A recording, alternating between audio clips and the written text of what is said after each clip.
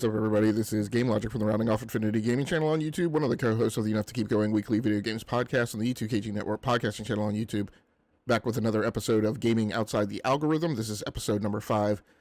Goda is my solo cast about the gaming industry, focused on news and less on gossip, rumors, and the BS, as I have pretty much entirely decoupled myself from Twitter and the vast majority of the YouTube circuit. So we're going to get into some topics today. I'm a little more off the cuff than usual.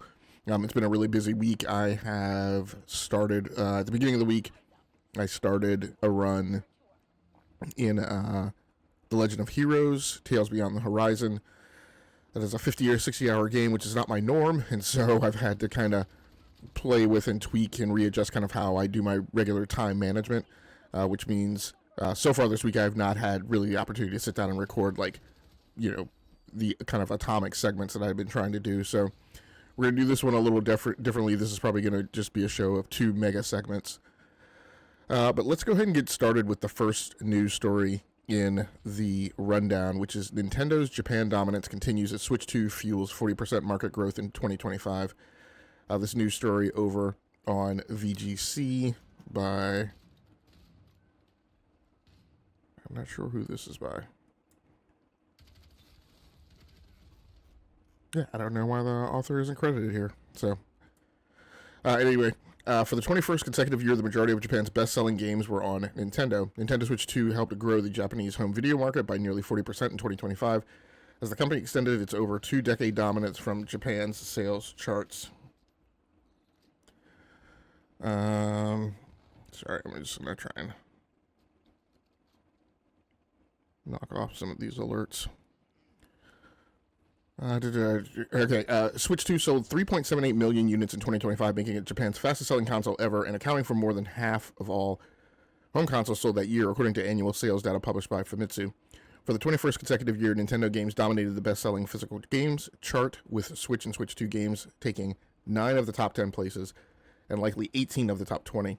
Switch 2's Mario Kart World sold a huge 2.66 million physical copies, making it the annual best-selling console game in Japan since Pokemon Scarlet and Violet and Splatoon 3, which were released in 2022. Last year's best-selling game in Japan was Mario Party Jamboree with 954,261 sales. As a result, Japan's domestic games market is estimated to have grown from 301.32 billion yen in 2024 to 418.13 billion yen in 2025. The majority of this growth comes from hardware sales. I just want to reiterate that point, which rose from 189.4 billion yen to 282.6 billion yen. Japan's best-selling console hardware last year was Nintendo Switch 2, followed by the Nintendo Switch. Pretty remarkable. PlayStation 5, Xbox Series X, and PlayStation 4. I think actually the actual numbers for that are, like I said, 3.8 million for Switch 2, 1.5 million for Switch, 879K for PlayStation 5, 31K for Xbox Series X, and even 1,000 PlayStation 4s sold. That means Nintendo has had the best-selling game hardware in Japan in all but 1 year, when PSP was the leading platform for the past 2 decades across Nintendo DS, Nintendo 3DS, Nintendo Switch, and now Nintendo Switch 2. Nintendo's closest competitor in Japan, PlayStation 5, has now seen its sales decline for 2 consecutive years. In 2025, PS5 sales were down 60% despite the launch of a new, cheaper model. PS5 sold 1.4 million units in 2024, which was down significantly compared to 2.6 million sold in 2023 when the availability of consoles was boosted following COVID-related supply issues. So usually, I don't go through the entirety of the article, but I thought that was all pretty pertinent data. So my thoughts on this. This is the kind of balancing information that I wish we'd had when the games media was writing all of the doom and gloom articles about Nintendo Switch 2 sales were 10% behind the holiday sales of the original Switch. If you guys remember that old saw. That was kind of a preposterous stretch to relate 2 vastly separable metrics in the first place.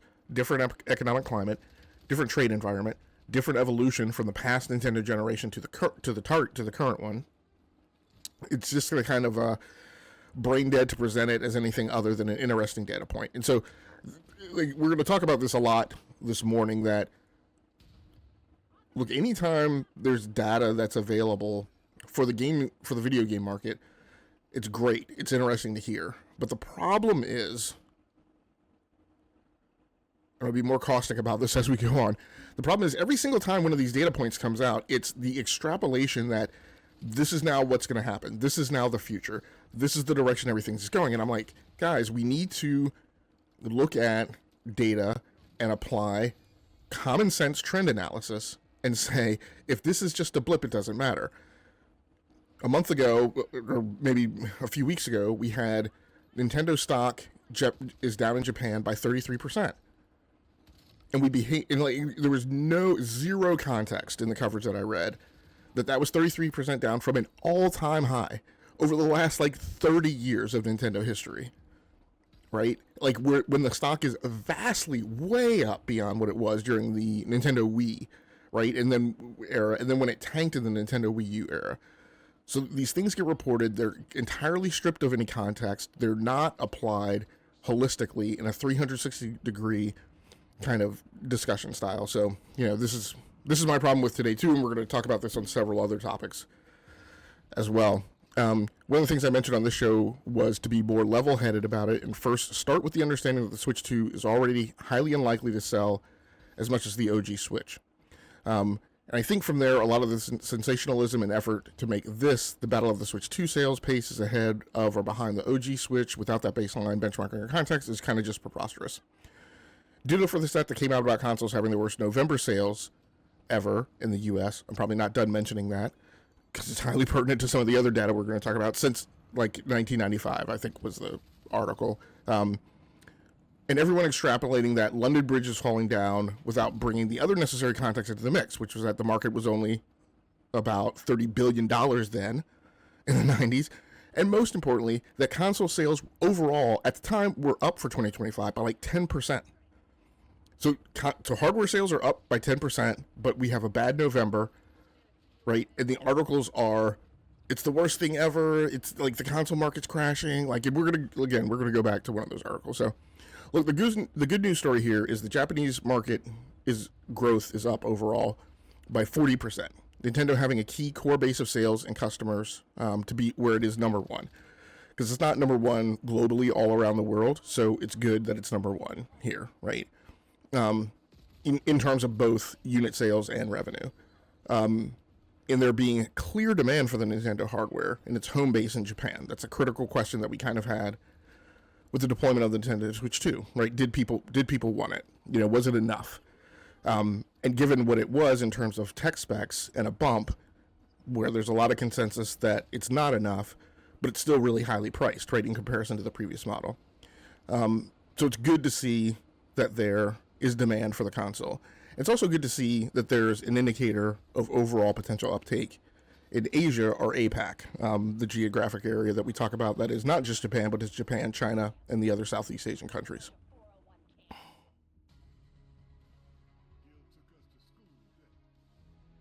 And so here, I want to talk a little bit about some other data that's pertinent that I put up with this regard. So in the APAC market, it's predicted to be the fastest growing segment across a reporting. Lots of reporting periods are going out about 10 years, right, to where they're trying to forecast. So this one here talks about 2025 to 2033. I read another one earlier today that was 2024 to 2030. If you look at the APAC area right now, the distribution by region in 2024, we're at 40% for North America, 30% for Europe. APAC is at 23%. But then when you look at the left and look at where the market is projected to be in 2033, then you're looking at 12% growth of the APAC market up to a revenue level of $155 billion. And again, these forecasts on the dollars, not exactly absolutely certain. Some of the growth looks a little bit meteoric, but the main thing here that I would look at is that by 2033, the prediction is that your APAC market is much more at parity with the European market and has significantly closed the gap with the North American market. There's some discussion about the kind of Middle Eastern market, that growth isn't projected to, go off the rails. And you have some growth in South America. But I think a very pertinent topic is the growth that a vast majority of the analysis and projection is to take place in Asia. That has some, multiple different dynamics. You have a population that is heavily ensconced in the mobile space because, with their very mountainous geographies, the cost and expense associated with digging cable. You have societies that have techno societies that have really grown up around a larger dependency on wireless technologies, right? And so you have greater opportunities for penetration there in mobile, and some expectations of growth there as well. Again, you have a different type of game that grows in mobile in those spaces. And so one of the things that I talked about a couple of years ago and that I'm still very much on about is that if you're really trying to grow your base, you're not going to grow your base by taking Halo, Gears of War, even Fortnite to a certain extent, and paper macheing it over every screen, right? What needs to happen is that the content needs to be culturally appropriate.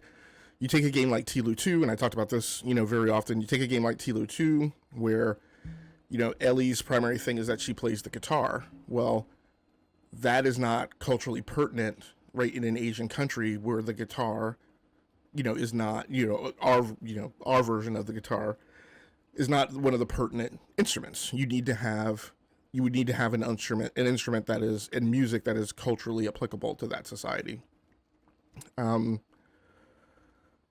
Trying to see if there's any particular nuggets here.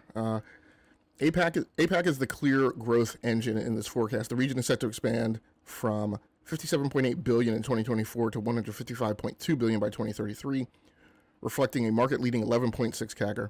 This explosive growth is fueled by mobile-first game development, rising smartphone penetration, and thriving esports ecosystems in China, India, Japan, and Southeast Asia, which means for us PC gamers, unfortunately, you may not be seeing the end of 8 gigabyte GPUs because those things work fine, right, in an esports environment.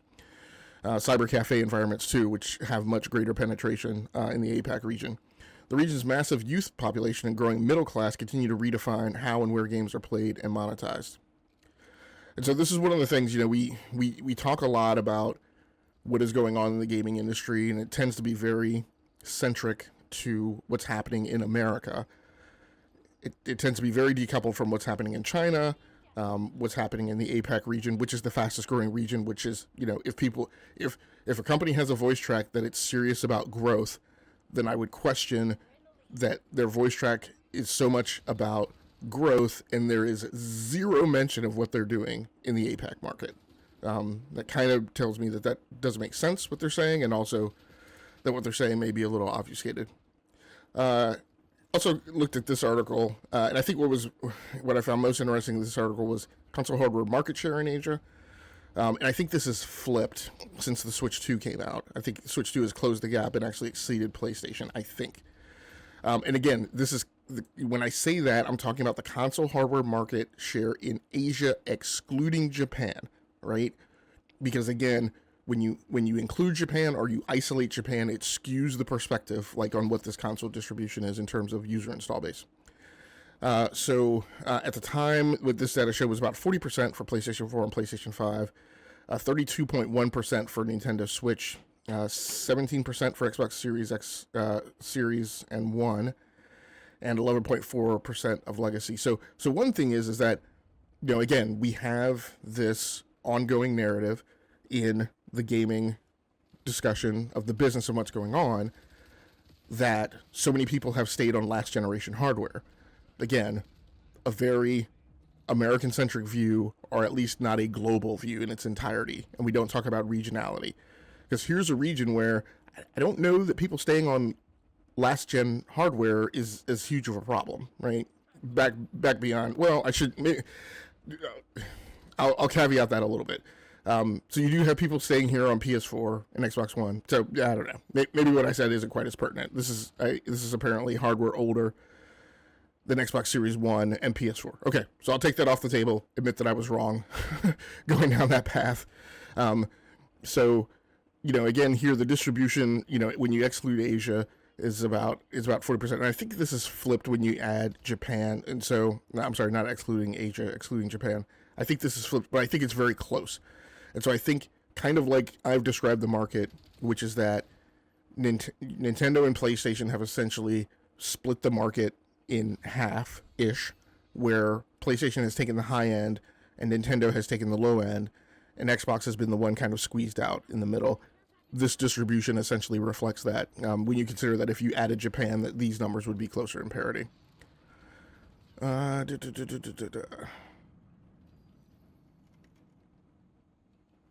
So there were some other articles that I came across today that talked about content, kind of in the same vein that I was discussing it, in terms of, the content needs to be relative to the region, but I don't think I kept those up, so we won't worry too much about that this morning.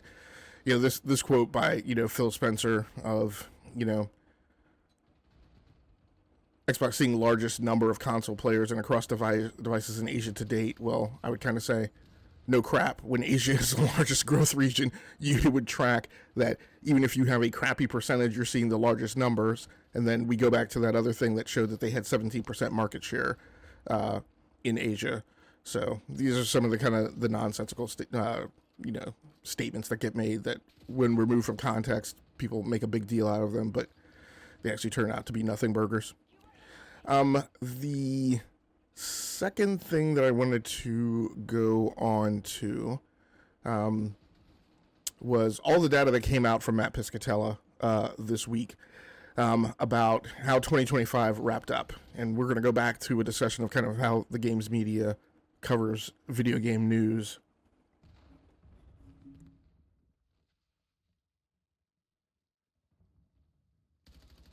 And leaves out a lot of context. So in Matt's threads are sometimes very difficult to track, so we're going to kind of be all over the place. I'm giving you fair warning for that now. Some 2025 U.S. video game sales fun facts. This is before we really get to the baseline of the data that he reported. 49% of PS5 and 66% of Xbox Series hardware sales in 2025 did not include a physical media drive. 13% of PS5 purchases in 2025 were of Pro models. And one thing that Shinobi mentions here is that that is pretty much exactly in line with the PS4 Pro. I think the PS4 Pro tracked at like 14%. So much to the people who claimed that, the PS5 Pro wasn't going to sell, that nobody would pay for it, that, so on and so forth. PlayStation Portal now has a 7% attach rate to PS5 hardware. So same thing for, the people with the narrative that the PlayStation Portal wasn't selling, that it wasn't an important accessory. You should kind of understand that when you see it pop as, the leading accessory being sold several months in a row, when the Circana/NPD charts come out, then you should apply common sense and understand that, oh no, it is actually selling well. So I thought some of those things were interesting. Let's cover some of the baseline data before I go to the IGN stuff. So in case you missed it, here's the thread for 2025. Total spending finished the year plus 1% of 2024. Nintendo Switch 2 was the year's best-selling hardware, while Battlefield 6 took the top spot in software. So the article over on IGN, reported by Rebecca Valentine, kind of follows up on that. Nintendo Switch 2 was the best-selling console of 2025 in the US and is still outpacing the Nintendo Switch. The Nintendo Switch 2 was the best-selling console of 2025 in the US, both the unit sales and dollar sales selling a total of 4.4 million units in the US and continuing its streak of selling faster than the original Nintendo Switch over the same period. This comes from Circana's full-year reporting on the US games market, courtesy of analyst Matt Piscatella, and shouldn't come as a shock to anyone. The Switch 2 has been at the top consistently since it launched earlier in the year, in a period of decline for the steadily aging PS5 and Xbox Series consoles. And I'm going to focus mostly on the hardware piece here. In hardware, spending was up 9% year over year to $5.4 billion for the year. So the tracking on that, just understand, is in November, when we had these articles about it, was the worst month worst November since 1995 or whatever. We were up 10% year over year. So there was a bit of a drop off. That drop off brought us to 9%. So the overall context of where the market is, at least for America, maybe I made a little light of, we have these views that are American centric. America is a very, very large part of the market. America / the North American region and China are the two biggest chunks of the gaming market, overwhelmingly, make the vast majority of the revenue, and then everyone else scales down from there. So while I say American, well, and there's a separation too between American perspectives and American data. The perspectives that Americans gain are often not entirely anchored on the data, but are anchored on other perceptions of the gaming industry that are not true because they aren't looking at things globally. So there's the data and then there's the perception. When it comes to the data, I don't think that the data should be entirely ignored because, again, it's indicative of a bulk of the market. It's a bellwether. So it shouldn't be taken as, well, it's just America. It should be taken as, it's just America, and that represents like something over 50%, right, of market indicators. And then if you looked at China, that would give you another view. And when you look at that stuff in its entirety, in aggregate, then you get an overall picture of the market. And hardware spending was up 9% year over year to $5.4 billion for the year, and up 6% year over year to $1.2 billion in December.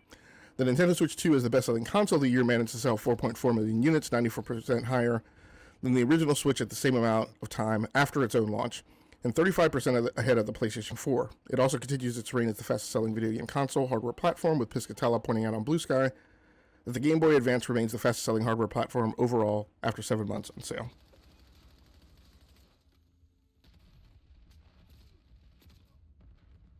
So here's my frustration and consternation. In addition to this, there was an additional article, like I said, that was run in the holiday timeframe that talked about how Nintendo Switch 2 was down 10% in comparison to Nintendo Switch sales at the same time. But along the same timeline, the Nintendo Switch was not in holiday season, right? Because it launched 3 months earlier. So again, stripped of context, ridiculous, right? Ridiculous conclusions arrived at. And so here's my problem with this article and IGN. And look, my personal feeling is I have the utmost respect for Rebecca Valentine. I think she is one of a small number of editors at IGN doing great work right now that are left. I think a lot of people who were doing great work are gone. I think a lot of people who are left are tightly coupled and aligned to the console war, the platform war, and that ongoing circular discussion that happens on Twitter and is reflected in the YouTube circuit. So I actually have a high regard for Rebecca Valentine, particularly when it comes to investigative journalism. I think she does a lot better than some other people who get credit, right, for being investigative journalists. That being said, here's my problem, and I'll put this on IGN rather than just Rebecca. So here's the headline. Nintendo Switch 2 is the best-selling console of 2025 in the US and is still outpacing the Nintendo Switch. As I read through it, zero reference to the previous articles that IGN has run, including the 10% down in comparison to Switch sales, but also in particular to this one. Video game physical software and hardware sales just had the worst November in the US since 1995. Red flags. And unfortunately, what I have to point out is this is an article that was also by Rebecca Valentine. Now, when you get down to the bottom of the article reads a little less sensationalist than the headline reads. It still starts with a conclusionary title for that ending paragraph with red flags. This is shaping up to be a pretty weird year. I asked Piscatella what he makes of all this and what it means for the games industry. He pointed out that much of the story remains to be told in December and that it's possible consumers are waiting for better deals closer to the holidays. Alternatively, it's possible that economic factors and price of consoles are pushing people to hold off on gaming purchases. Here's what Piscatella had to say. Retail spending had been holding up relatively well until now, despite the pressure from higher prices we've been seeing in the market. More affluent consumers have kept on spending so far. If you've picked up anything in the first 4 episodes of GOTA, this is a very pertinent point that where people are spending their time is not as important as where the spend is, and that is something that to date is obfuscated and not transparent and hasn't been given to us and it hasn't been made clear. But the point is that the market, the PC DIY market, the overall gaming market is buoyed on the shoulders of the people that are spending money. And so that is what companies are going to care about. They're going to care about where the spend is. They're not going to care about the people who aren't spending. And if the people who are spending create a larger market force than the people who aren't, then it's the people who are spending who are going to be catered to. And we'll talk about the whole nobody cares about AAA, exclusives don't matter narrative as well as we go through this data. More affluent customers have kept on spending so far, which has made up for some of the declines in spending from the less affluent portions of the market. Perhaps this is a sign that those higher prices are beginning to impact purchases of pricier items like consoles. Perhaps not. However, if the crunch on RAM pricing continues, if we see rising prices on consoles and gaming PCs over the coming months, it could theoretically be potentially devastating to the dedicated gaming device market, which would, of course, have potential carryover effects on the content side. I certainly see some of the relationships between hardware unit sales and pricing we're seeing in the November results as a red flag. And then Rebecca ends with, we won't get the December and full year results in until January, which will tell us a lot more about whether the games industry is about to enter a lean period or if November was just a goofy one-off. So my respect would be greater if in this article something would be said about it looks like November was a goofy one-off, right? The thing that she said this might not be, if that were referenced here. And so my larger problem, not again, not solely with Rebecca, but with the Twitter, YouTube circuit in general, is you get a lot of people running around, waving their terrible towels, cheerleading and pom-pomming themselves because they called it. But I talked about, when I mentioned the full nerd and kind of how they wrap up the year, kind of punishing themselves for predictions they got wrong. But in this circuit that is faux journalism and doesn't ascribe to the principles of due diligence and integrity and journalistic integrity, those people run around, like I said, cheer because they called it because they got one thing right. Zero accountability for the 99 other things that they got wrong. And so I'm not saying that that's necessarily what's going on here, but I think more level-headed, holistic reporting with some levity would say this, and I would even say this doesn't necessarily wipe the board of the market forces and dynamics that we saw from the historically down bad month of November, but it does call into question whether or not things are as cataclysmic as maybe some people thought they were. And that's my point. I wouldn't look at this December thing and say, all is well. Look, obviously the console industry, the PC industry is under duress and is being challenged, and it's an adverse market. But, Guillermo said something in the wake of the Ubisoft restructuring, which is that, look, AAA is an incredibly competitive market, and it's more contested now, and there are other things that we're pushing against, right? These black hole games, people spending a lot of time in them, a lot of spend potentially going in that direction, microtransactions. But the potential, right, the win, if your bet pays off potential in the AAA space is greater now than it's ever been. And so that's a thing that we, again, the video games market is incredibly risky and is always a gamble. So everybody's shooting their shot. Everybody's shooting moonshots. The people who make big are the people who gamble big. And so that is one of the market forces that's in place with the risks that people are taking and the content that people are taking. And that risk has always been there. It's not like at any point in the industry beyond its inception we've ever been at a point where 60% of video game projects finish on time, get to retail, and are profitable. It's never been that, right? And so for the last 3 decades, it's been more like 5 to 8% of video game projects finally complete, get to retail, and wind up being profitable. So again, context, nuance. It's a much more sophisticated conversation, I think, than so many people make it out to be.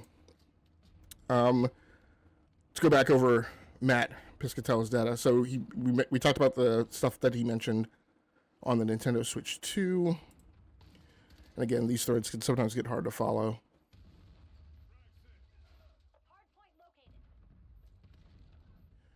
Increases in consumer spending on subscription services, hardware, and mobile content helped the U.S. video game market reach $60.7 billion in 2025, reaching 1.4% growth when compared to a year ago. So now, again, the U.S. video game market, and I'm not standing on this distribution with religion, because depending on what data you look at, I think it can look a little different. But the overall console and PC video gaming market is about $92 billion. Here's 60.7% of it being made in the U.S. Now, you then get into things where, well, some of that's made up by revenue of PlayStation and Xbox, which obviously sell things internationally. So exactly where those ley lines pan out, I'm not entirely clear. But you obviously, as I mentioned, have a significant chunk of the overall video game market being made by U.S. companies. Very small growth, 1.4%, but not zero. Total December content and accessories grew 3% when compared to a year ago, to $7.8 billion. Hardware, subscription, PC content gains drove the increase. Again, what you're not seeing now, you saw articles about how bad November was. I haven't seen any articles that talked about how December was up year over year. So I guess doomsaying and fear-mongering gain clicks. December 2025, top 20 best-selling premium games in the U.S. And I'm going to go ahead and skip December because I think the thing that's more important... Well, we'll look at December really quickly. Standouts here to me, Pokemon Legends Z to A only being sold on one platform. Metroid Prime 4 Beyond only being sold on one platform. Donkey Kong Bonanza still selling through well, and digital sales not even counted, nor are the digital sales for Metroid Prime 4 and Pokemon Legends. Ghost of Yote coming in at number 10. Again, in a market that is representative of 60%, two-thirds, right, 67%, two-thirds of the overall revenue generated by the gaming industry, right, in the console and PC gaming space. Here is an exclusive that only exists on one platform coming in at number 10. So again, please stop saying exclusives don't matter, because they clearly do. It's not that they don't matter because everything else on the list is an exclusive. And actually, again, when I go back to the Nintendo games, there's a number of games here that are exclusive. The point is that you have games here that stand shoulder to shoulder with a game like EA Sports and Madden and Battlefield 6 and Call of Duty that are on every platform and obviously sell Bonga, right? So that's the context. And then when you consider that an individual consumer walks into a store and has to make a decision about which console to buy, right? And part of the consideration is that they can play all of these games on this list, including the Xbox games that are going to come to that platform, and they can play exclusives. I think you have to acknowledge, based on market distribution and the choices that you can see people are making, that 80% of those people are greater. I would actually say 90% of those people are greater, are coming down on a decision to either buy a PlayStation or a Nintendo Switch 2, whatever. And in fact, many of them, in growing numbers, are deciding to buy both. Or even when the people decide to buy Xbox, they're also buying a Nintendo Switch or Switch 2, because we know from data, last Nintendo generation, because of the goofy way they come in like halfway through what we think of traditionally as a generation, that I think it was like 50 or 60% of PlayStation and Xbox owners also own a Nintendo Switch, so it's typically like a secondary console for a lot of people. Forza Horizon 5, selling well. On PlayStation, this is a dynamic that I call out. There's a lot of, again, dialogue about, well, Xbox is supporting PlayStation, yada, yada. Like, again, Xbox is trying to run a software business. They can't run that software business only selling to 30 million people. Their sell-through on their own platform would be at best 1.5 million units. What's at play here is the consideration that when they deploy that game to PlayStation, they now boost their potential sell-through to somewhere between 4 million and 8 million people. And Forza Horizon 5 was not on this chart when it was only on Xbox.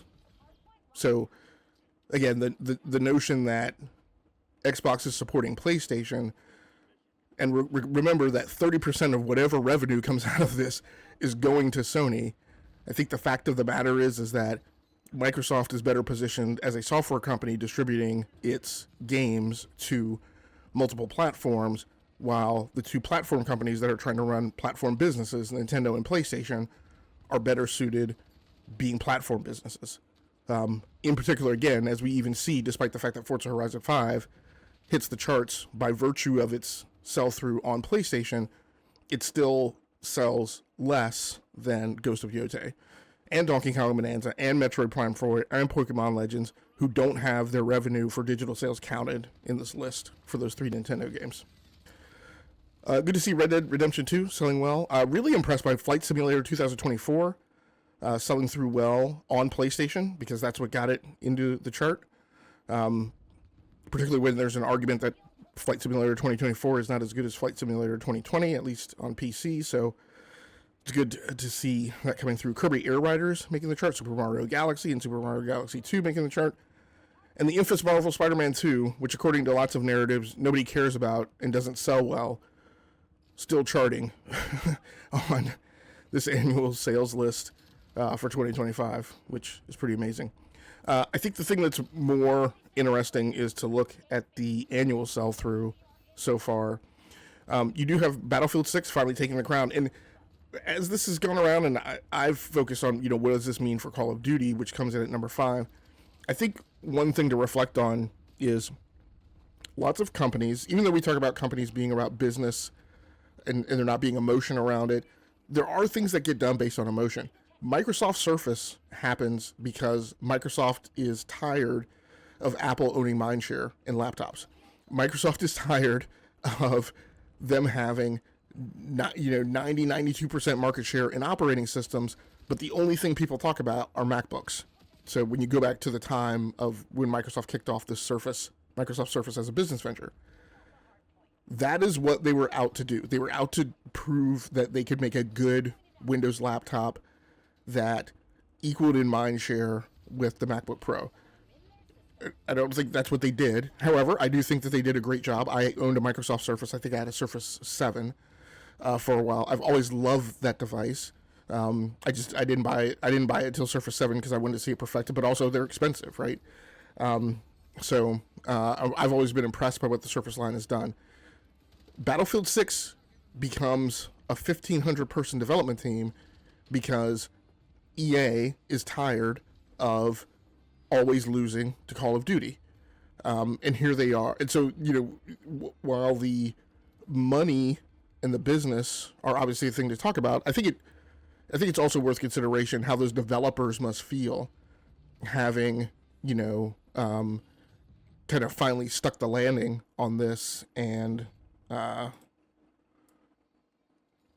taking it straight to Call of Duty, and it's very impressive. It also shows, it's, if I scratch God and he bleeds, then like everybody, then there'll be sharks in the water. And that's kind of what this is. I mean, this kind of shows that there's, Call of Duty is not too big. I don't want to say to fail, but there's definitely, a chip in its armor. And so it also makes it interesting, as I mentioned last episode, that you have Call of Duty. It's not making the money that it used to make. And so maybe that's why you accelerate or you focus your plans on getting it onto the Nintendo platform to try and make up for that ground that you're missing. So Borderlands 4 coming in at 3rd, I'm really shocked by. I knew it was doing well. I knew it was doing better than a lot of people who said, because of what Randy Pitchford said, the game was going to fail and people weren't going to buy it. Again, I hate to say it, but I only say it because I think that it's true, not because I approve of it or I'm okay with it, but just most of the time that we make these predictions that things aren't going to do well because there's going to be some public sentiment of pushback against it, that tends to not be the case.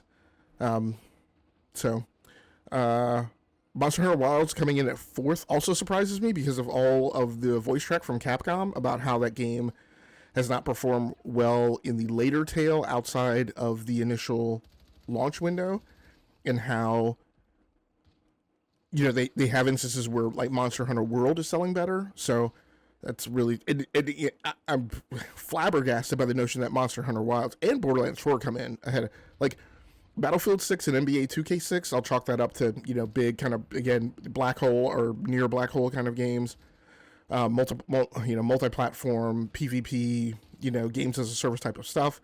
And again, of course, these charts are only counting sales revenue; they're not counting microtransactions. But still, it doesn't surprise me that Battlefield 6 and NBA 2K6 come in above Black Ops. I always expect games of that ilk to be at the top of the charts. But for the notion of Borderlands 4, Monster Hunter Wilds to come in again ahead of Black Ops 7, that is shocking. So, look, if you want to be sensationalist and run a headline about that, I would be okay with that. And so, because of that, because that's my framing and how I look at it, I don't think that anything that's of that nature is really remarkable landing on this list. What's remarkable landing on this list is stuff that is not of that ilk.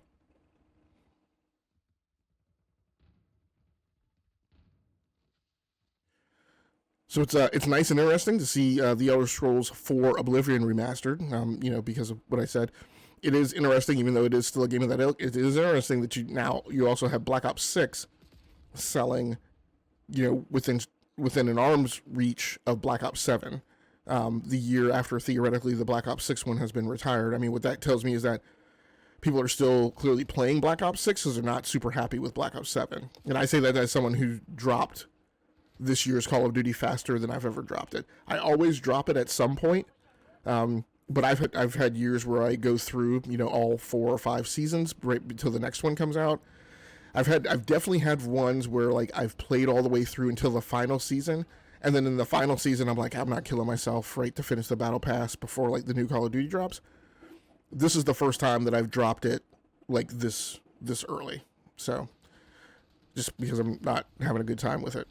And here come Ghost of Yotei in at number 11. Kingdom Come Deliverance 2, super impressed with that. For all of the talk of we need more indies, we need more AA, and then my pushback on that, in combination with Joseph Fair's comments that like, look, there's a ton of AA and indie stuff that came out last year that nobody cared about. We have a lot of the talk of, we need AA, we need AAA, you don't need, $300 million budget, blah, blah, blah, blah, blah. And I'm like, those games win awards, but like from a sales perspective, they do well on, and they compete well on PC, but when you look at the aggregate market, none of them pop. So it's really nice here to see Kingdom Come Deliverance 2 actually not only have critical success, but actually have commercial success that starts to claw right at the bottom of the AAA rankings, because pretty much everything else in here is, for the most part, AAA. And I think that's it. Obviously, good that Split Fiction pops into the list for it being a game that's not kind of, the type of game that everybody else is making. They do have, Electronic Arts, obviously, as a backer and a publisher. Let's see.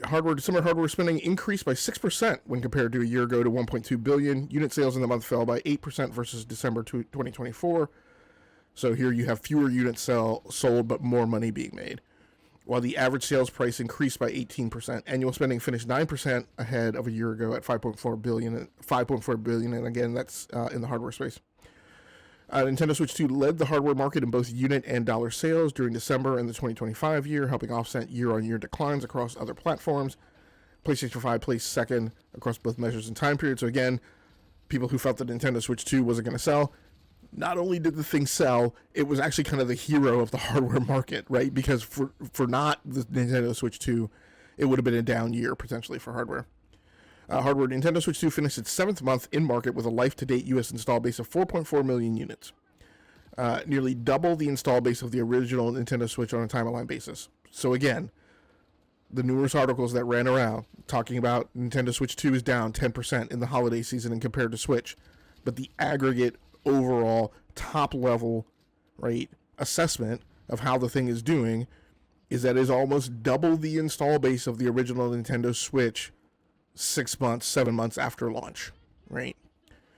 Nintendo Switch 2 remains the fastest selling video game hardware platform in tracked history. Unit sales of Nintendo Switch 2 are 35% ahead of PlayStation 4 sales pace after 7 months in market. Please note this should read fastest selling video game console hardware platform. The Game Boy Advance is the fastest selling hardware platform overall after several months in the market. Okay, so I thought all that data was particularly interesting. And hopefully people appreciated me going over it and kind of calling out some of the pertinent takeaways. So the last thing that I want to cover in this segment is kind of this new exercise that I am embarking on. So we have a lot of, like I said, you know, not just doom and gloom, but a lot of like, you know, this will happen. Like this is what's going down. Like it's unquestionable that, you know, things are going to get horrifically bad and like there's going to be no point in buying a PC. And I think a lot of those things are just ridiculous, and I think a lot of those things are driven by people who aren't lifelong PC gamers and haven't been building PCs for 30 years and so on and so forth. So one of the things I wanted to do is I wanted to start actually tracking pricing, and I wanted to start retaining it so that as the year goes on, we can kind of look back historically at where things have been trending and what exactly has been going on.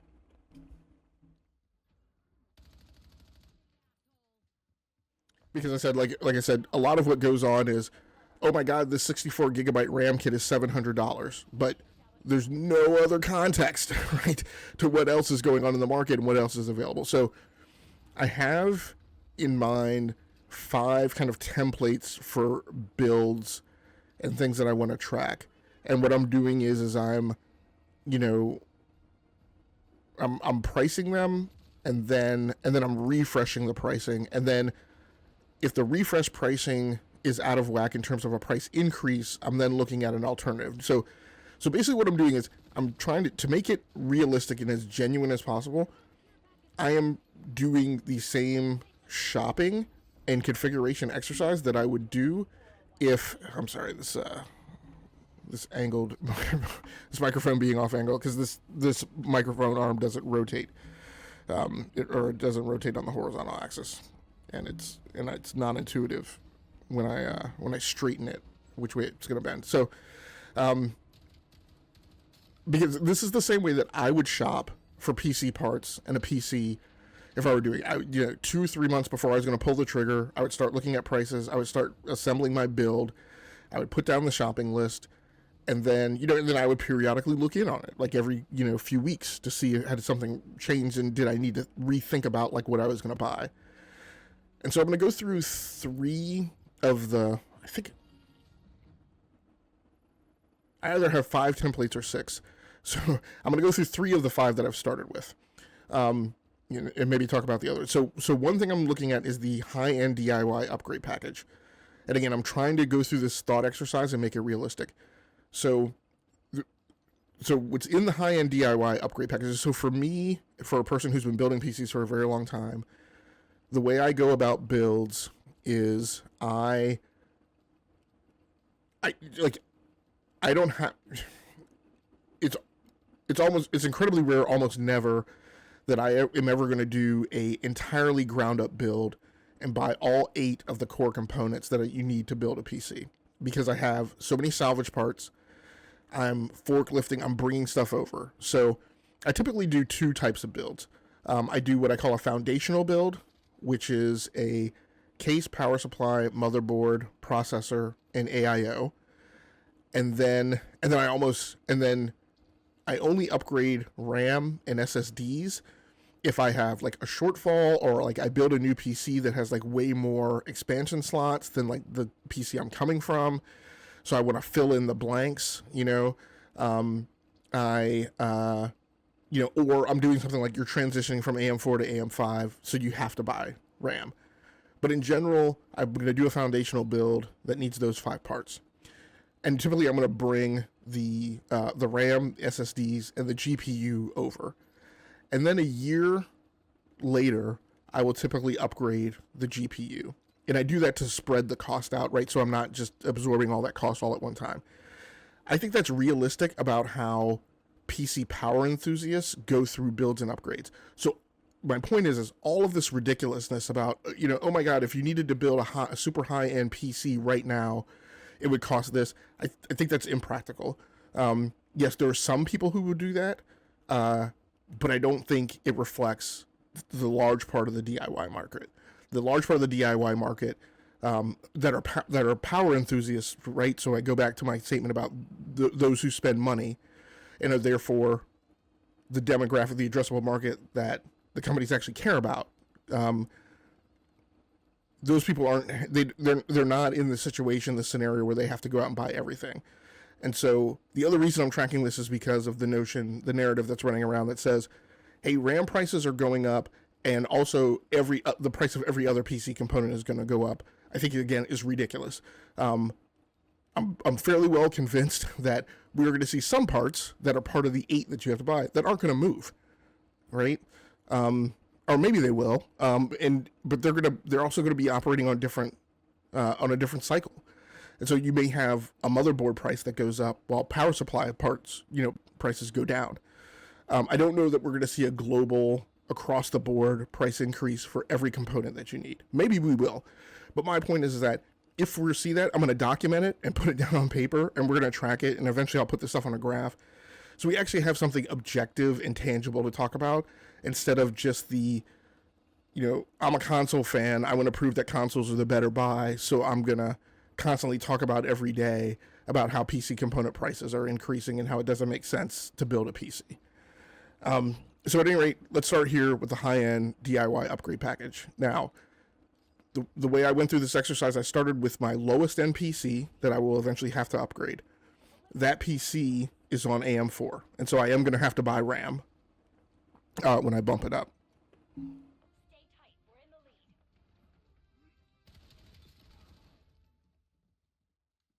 So, and also, this is a high-end DIY package, so, my effort is going to be to move to the highest CPU that is available on the market that fits, my desires and my needs.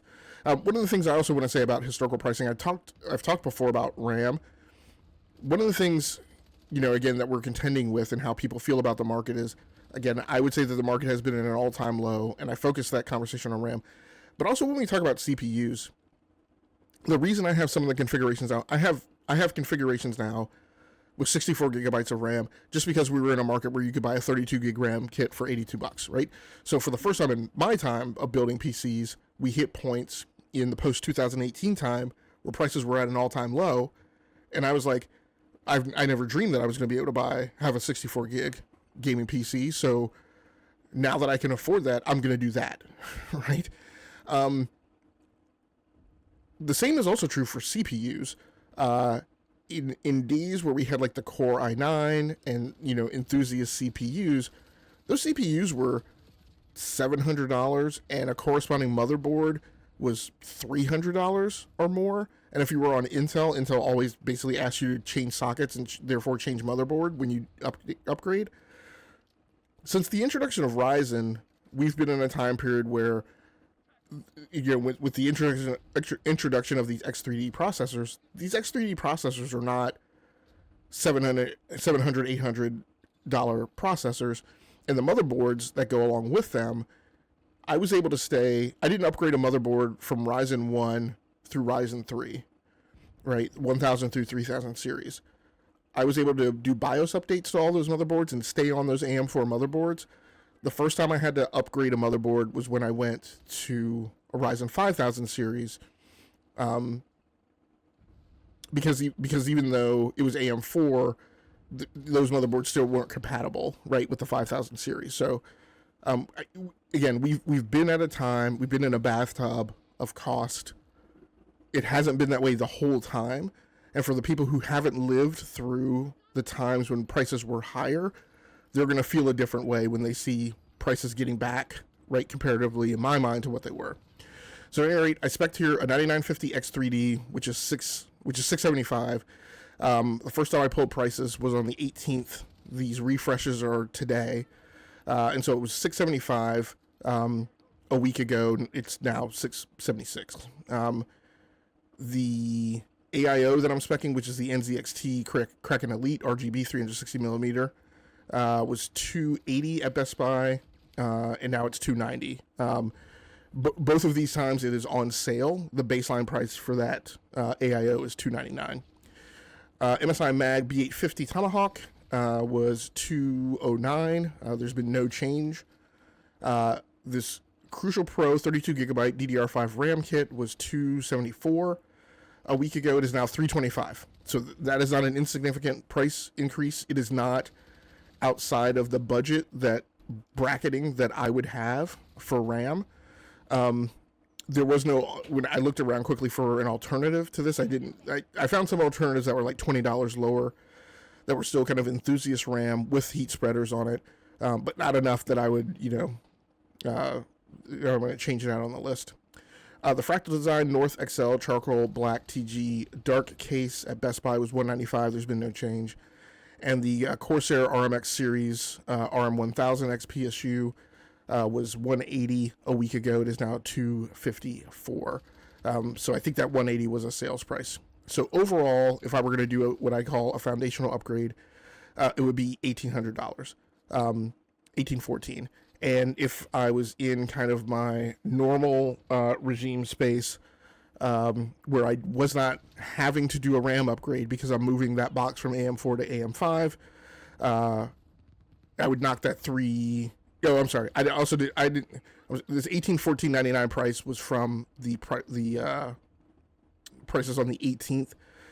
It does not include the $10 price rise on the AIO and the $50 price rise on the RAM. So so that would be $1,873, almost $1,900. And the $70 increase on so just call it $2,000. But in normal cases, I would take the RAM off of that.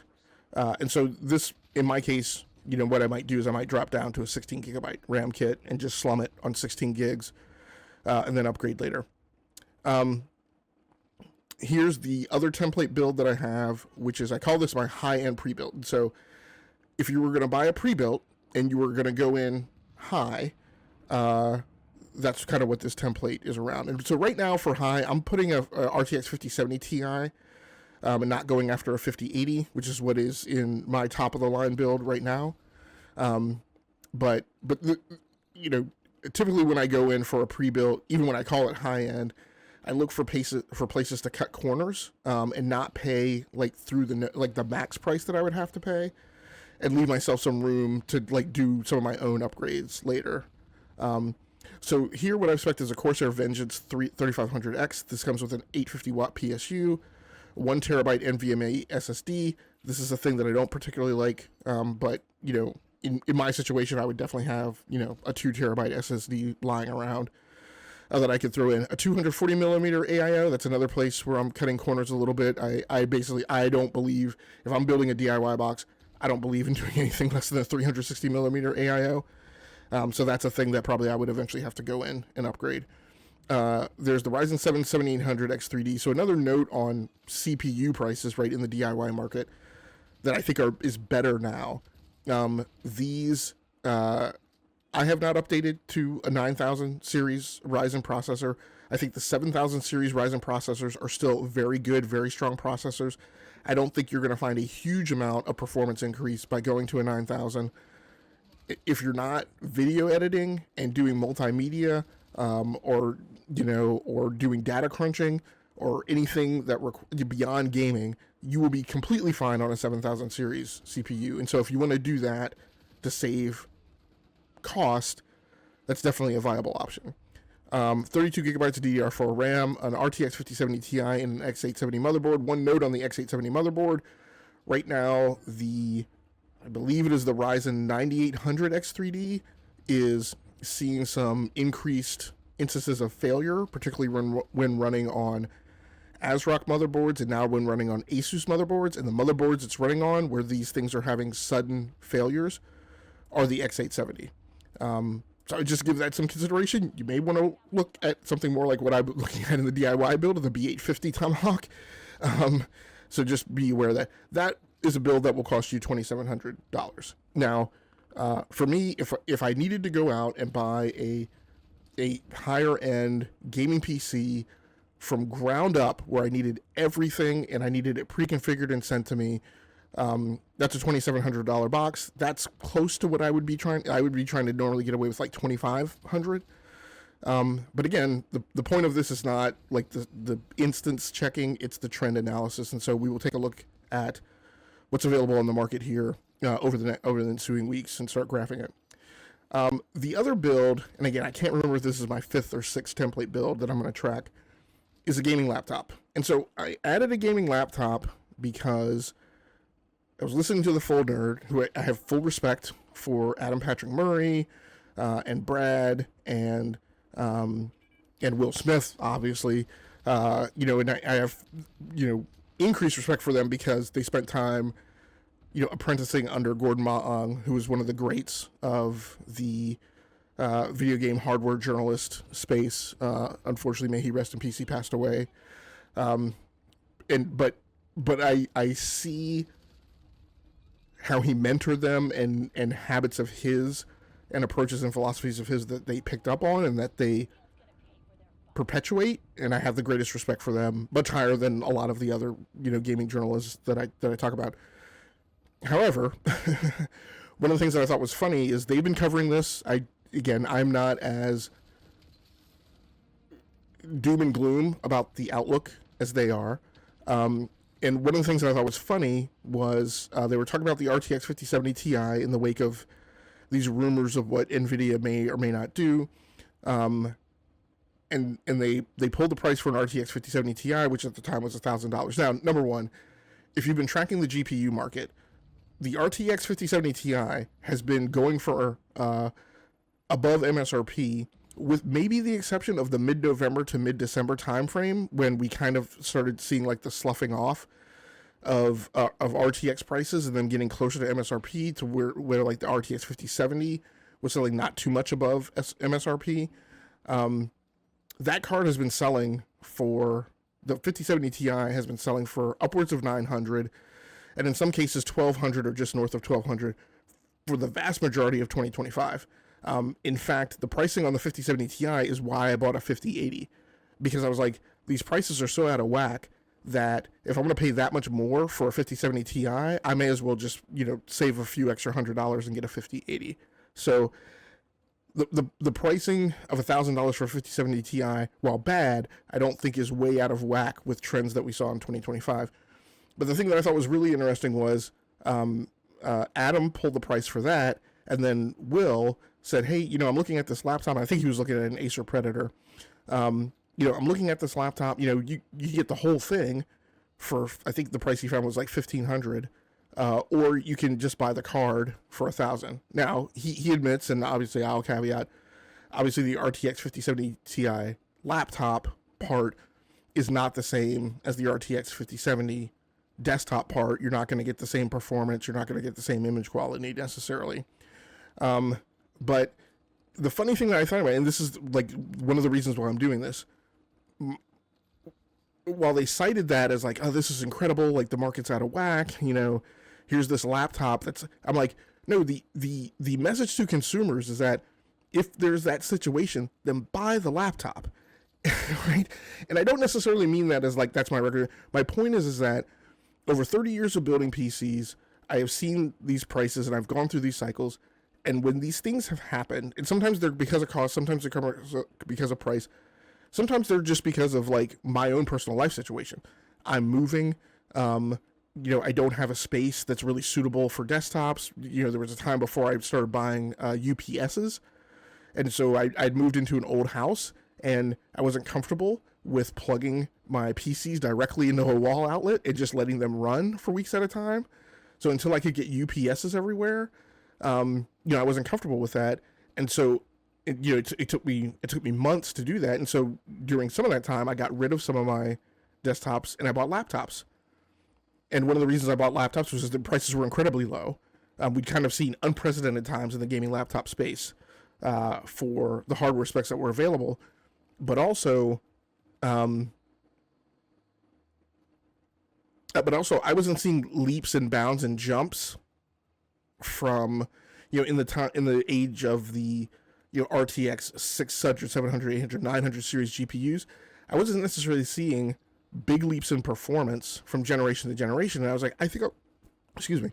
I was like, I think I'll just be fine on these laptops for a little bit, right? And then I kind of took a break, and then I got back to building, like, years later. So, I had times where, I built a DIY box, and then I wanted a secondary box, but things were so expensive, I didn't want to spend the money to build another DIY box. And so I built a DIY box, but then I bought like a Dell Inspiron, or I bought an HP, or, I bought some other brown box, beige box build, and then threw my own GPU in it. Or just because I was moving, and so I was logistically challenged. So I was like, well, I don't want to build and then get on the road and lug this thing around with me, particularly because I haven't established that I fully trust its reliability. And so, there was a time that in one of those situations, I walked into Best Buy, because I was on the road for like 18 months, living places for very short periods of time. So I walked into Best Buy, and this was when Alienware was just becoming available at Best Buys. But it was kind of funny. It was a time where it was Alienware, but it wasn't pre-configured. You still went in and went to a kiosk and picked your parts, and then priced it, paid for it at Best Buy, and then they built it and then shipped it to Best Buy. So it was a situation where there was somewhere I was, and then this thing was going to take weeks to get built and sent. So I was actually only there for a few days, but then I was coming back in a month for a longer stay. So I went ahead and bought it there, and then I picked it up like when I came back. So my point is that there's lots of situations beyond pricing that are going to maybe make you drive to picking different choices than just the standard straight stick. Let me go to PC Part Picker and pick 8 parts. Obviously, cost, but my point is that it's not that the cost thing is a nothing burger, or that who cares, right? It's the cost that's. My point is that I would contend that you should, as a PC builder, as a PC enthusiast, as a power PC enthusiast who spends money, you should become accustomed to learning to be flexible and researching these other options so that you can have the widest array of choices to make. I'm not saying you shouldn't feel bad because prices are high. I'm saying you should familiarize yourself with the options if you're truly wedded to the PC gaming lifestyle, and that's where you really want to stay. And so that's why I'm also pricing a gaming laptop in here, because for some people, that may have to be the choice. The choice may be that, hey, I did a build, 5 years ago. I still want to play modern games that are coming out. I know that I'm, on my build with an RTX 3080 Ti, I'm starting to see games that I don't get the performance I want if I'm trying to do 4K, or even 1440p. I'm not able to turn everything up. Now again, some of that's because of Capcom's crappy RE engine, right? But that's still the lay of the land, right? The lay of the land is still that if you're trying to play new games that are coming out, there are new games that are coming out that are creating problems in my mind for RTX 3000 series cards. And so if you're on an RTX 3000, but these prices are too high for you to upgrade, then maybe one of the things to consider is looking at a gaming laptop, and maybe making that your choice, and then coming back, right, to doing a build, right, years later. At any rate, there's lots of different reasons why you might want to consider a gaming laptop. So I have it on here as a template build. The two things that I found available, and again, I'm still targeting a 5070 Ti at this point. And again, the other option here to save money is to go after a Radeon, right, GPU, and in the desktop DIY space to go after a Radeon GPU and build a Linux box, right? If you're not like a PvP game as a service, right, multiplayer person, and you're not worried about whether or not Linux will support the version of anti-cheat that your particular game uses. So two of the builds that I'm looking at is one was from MSI, so I try to choose like a reliable, well-known vendor rather than just lowest price. MSI Vector. This is a 16-inch 2560 by 1600 resolution display, 240 hertz, which is pretty amazing. AMD Ryzen 9 8940HX. Again, I think we're at the point where even for me, from a gaming laptop perspective, on a desktop, I would never think since 2018 or whenever Ryzen came out, I would never, in general, I would never build on anything other than Ryzen. As you see me wearing my Ryzen t-shirt. Except in the time of Alder Lake, which I think was like a hero generation for Intel. So I do have one Alder Lake build that I still run in the lab right now. But on laptop, if I had bought any laptop, even still over the last like 5 to 10 years, I would still only look at Intel. I think we are firmly in a time period where you need to look at Ryzen laptops. So this is 8940HX, 16 cores. So I assume that would be 32 threads. I'm not an expert on laptop chips, so. But NVIDIA RTX 5070 Ti, 12 gigabyte GDDR7, 32 gigabytes of RAM, 1 terabyte NVMe SSD. MSI is typically very, very, very good about giving you chassis where they will have an open slot for NVMe, or even open slots for a 2.5-inch SSD. So I'm pretty sure this is a device that you can get into and upgrade both the memory and the storage. Windows 11 Pro, this is for $1,730.99. And then, I think I made a typo there. And then the other thing I'm tracking is this Thunderbolt, which I think, I haven't pulled the thread on this. I think Thunderbolt is the same, maybe the same vendor that this company called Electronics was before, which made some very well-priced laptops. Again, maybe this one isn't as well-known a name, and they're a new player on the market. So I understand that people may be sketchy about wanting to buy a laptop from them, but here it was a slightly lesser price, so I want to start tracking this vendor on Amazon to see what they come through with. This runs a Core i9, so it's a Core i9 13900HX. Again, I would be wary of this because of the whole Raptor Lake, Meteor Lake problems that we saw with this series of processor. But anyway, this Thunderbolt Radiant 16 Core i9. Core i9 13900, 16-inch QHD, so that should be 2560 by 1440p, 300 hertz display. The only thing I would look is if you were insistent upon your laptop display being IPS, I would just pull that thread. The very good chance that these are VA displays. 32 gigabytes of DDR5, 1 terabyte SSD. Again, not really happy about that. RGB backlit keyboard, blah blah blah blah. Windows 11 Home, $1699. I'm guessing too, being the type of vendor this is that same thing. They will have accessible expansion that you can get into to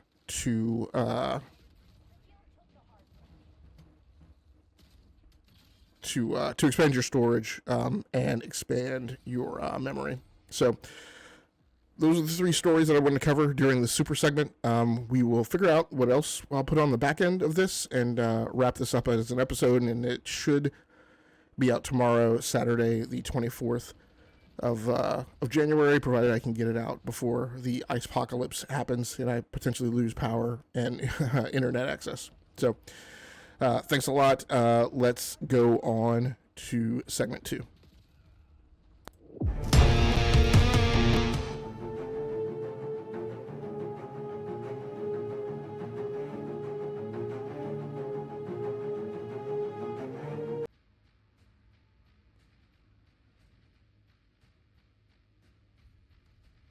Hey, what's up, everybody? Welcome back for segment number 2. We're just doing kind of 2 super segments this week. We've got the ice apocalypse bearing down on us, so probably going to have to take this path to try and get this thing done on time and get it out. I'm already late because I've been playing lots of The Legend of Heroes, Trails Beyond the Horizon, and recorded a Let's Play that's up on the channel, so if you guys want to check that out, please feel free. So this next news story in the rundown, over on GameSpot by Darren Bonthes, that came out earlier this week. Marathon sees explosive Steam sales growth after release date reveal. Following the reveal of its release date, Marathon has seen a surge of interest as PC players have begun locking in pre-orders for Bungie's sci-fi extraction shooter. At the time of writing, Marathon is the 5th best-selling game on Steam in the US and 10th globally on the Steam charts. Free-to-play games like Marvel Rivals and Counter-Strike 2 are ahead of it, only natural, given the low price of nothing for those titles, and Arc Raiders is still in the top spot for now. This is a positive step forward for the game, considering last year's controversy over alleged stolen art assets and the lukewarm reception since its reveal. Also worth noting that Marathon will be available on PS5 and Xbox Series XS at launch, but sales data for those platforms isn't currently available to gauge player interest. And as far as I know, Circana/NPD, those numbers, I don't think they report against pre-sales and pre-orders. I think they only report once the game actually goes on sale, I think. So we won't see those numbers theoretically for Marathon until April. But sales data for those platforms isn't currently available to gauge player interest. Marathon was originally aiming to launch in September last year, a release date that would have brought it perilously close to the mega successful Arc Raiders. And so it's now scheduled to launch on March 5th.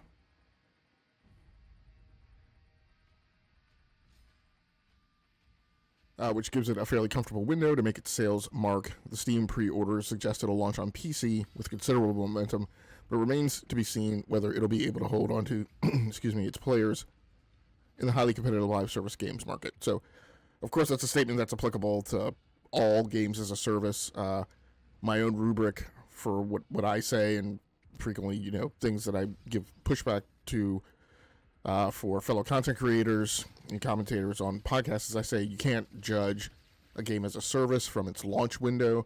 We do all this hoopla about, the launch numbers and the concurrent player numbers right in the release window, but that doesn't matter to me. And I don't think it matters from a business perspective. You will be able to start telling the tale of the tape when a game makes its, what I refer to as its second major content drop. So whether it's doing battle passes, or whether or not it's doing something Destiny-like, where it's releasing like story-based, like episodic content.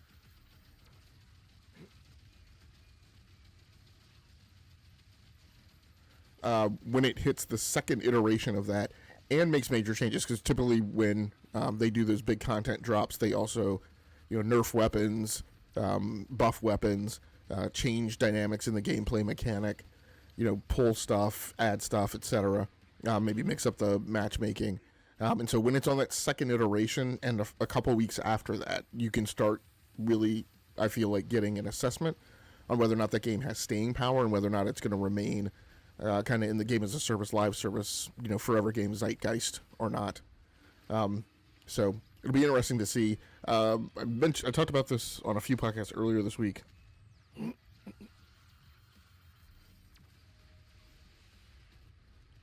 Sorry, I definitely got a frog in my throat that I'm trying to fight through tonight.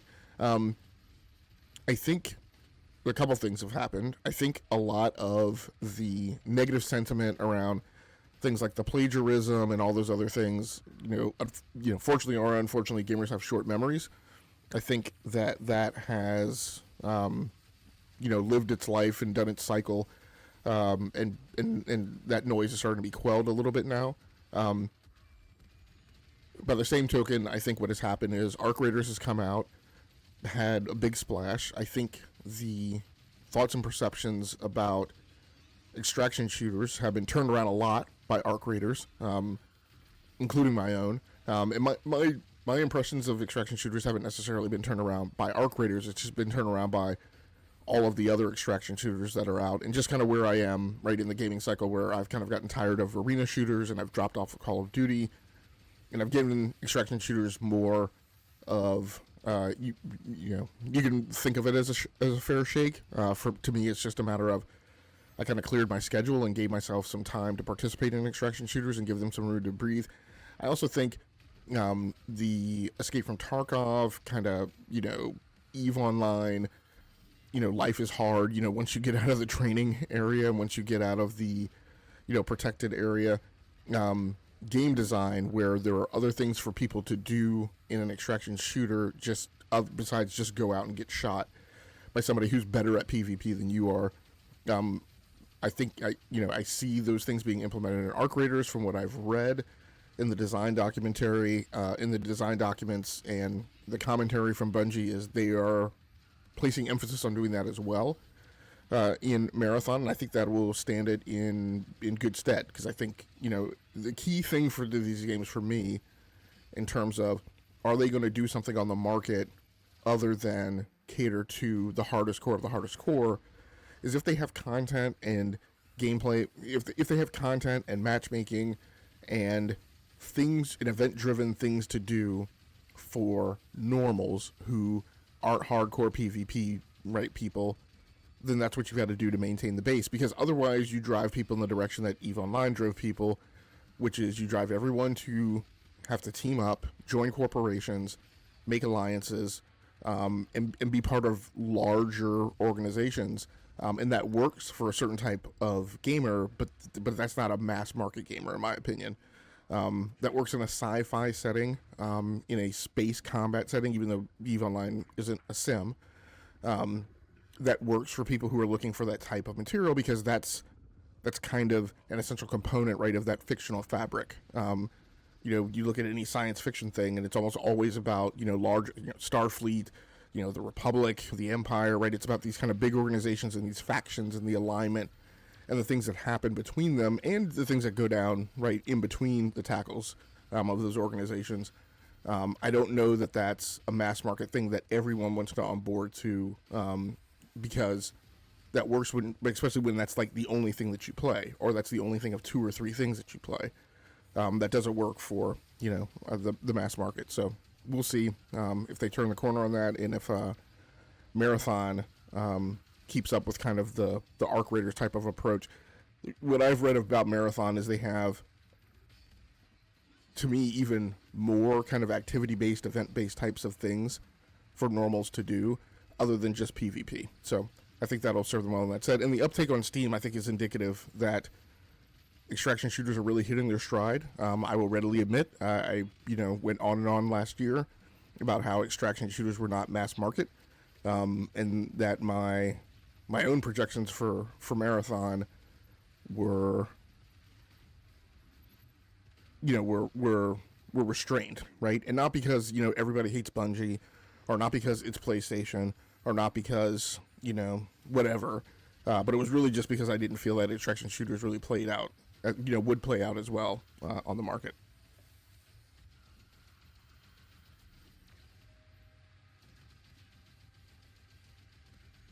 Okay, let's go on to the next news story.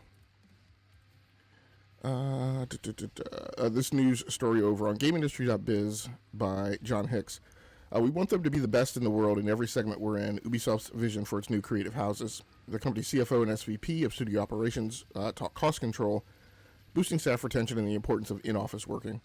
Today, Ubisoft confirmed the details of the creative house structure it announced last year, but paired it with 6 game cancellations, 7 game delays, and confirmation that Ubisoft Stockholm will be shuttered. Further cuts are coming, with CEO Yves Guillemot warning of future studio closures amid a plan to cut 200 million euros in cost over 2 years. SVP of Studio Operations Marie-Sophie de Weber told GamesIndustry.biz that the organizational changes to date had resulted in improved game quality in 2025, but in a market that has become persistently more competitive, particularly across AAA titles and shooters, it's necessary to go much further. When content quality reaches the highest standard, this market offers the potential for exceptional financial performance.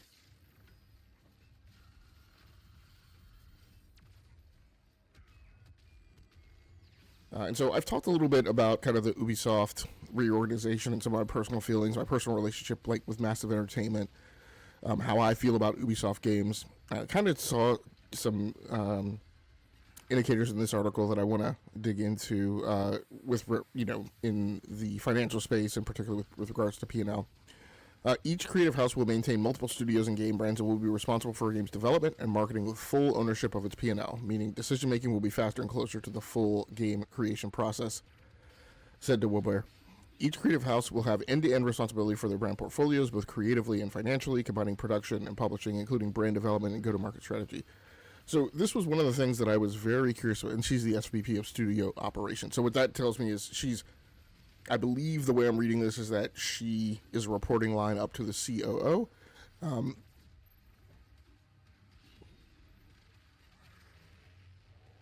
And so in organizations that are oriented around projects, right, that's your general business increment of operational performance and what your P&L kind of centers around. Typically, what we call the line will fall underneath the chief operating officer. And so your operations, your programmatics go up through there. Your engineering organization, your technicals will sometimes be aligned in functional components of your organizational and will be matrixed in to ops, headed, with each project headed by a project manager, program manager. So I think this sounds what this alignment is like. Well, not necessarily the matrixed piece for engineering, but my point is that it sounds like Marie Sophie is the SVP of studio operations, so that falls under the COO, which is where like the majority of your P&L and your financial performance will be oriented around. What I was interested about when they made these creative houses was, I mentioned that this would work to me. So outside of content, outside of games, when we talk about finance and performance, this type of structure will work for me if the creative houses own the entirety of their P&L, which means if you look at the creative house, and I don't know if they have the content that the houses have in here, it looks like they don't, but but for instance, I think Creative House 3 is where a lot of your games as a service, living games types of things are that are not Rainbow Six Siege. My for instance right in there is like, this organization works if Creative House number 3, whoever heads that, can look at Skull and Bones or Riders Republic and say, this is not working, I need to kill it. And if that decision is solely theirs, and they can make that call and report it and not have any interference from anyone else, and then be held accountable for if that works or if that doesn't work. That's the type of thing that needs to go hand in hand with this restructuring, is not just have it being not just have it being a voice track, but actually have it being actually objective and tangible in how it works.